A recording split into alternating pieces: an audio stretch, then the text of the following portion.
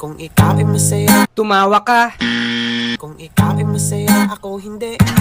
Inaantay ko pa rin ang iyong pag-uwi. Lupit! Ang lupit talaga nito ni Joma. Ang galing niya magsulat. Biruin mo kinuha niya yung mga lines sa mga sikat na pambatang kanta o nursery rhymes at transform niya sa bagong kanta. Ang tawag dito ay interpolation or kumukuha ka ng part sa existing songs at ginagawa mo itong bago. Ngayon, bilangin natin kung ilan yung ni-reference niyang nursery songs. Game. Kung ikaw ay masaya, ako hindi.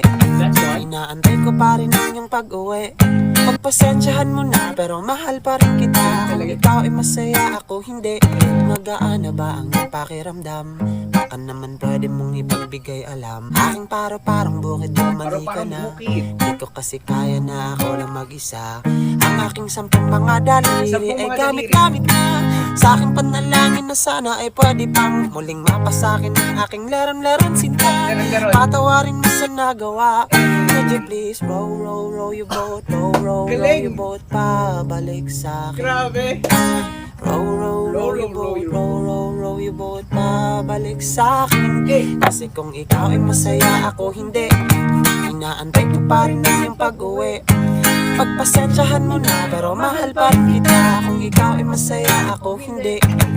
Ang malupit pa dito, alam niyo yung title? Instead ng nursery rhyme, nursery rhyme.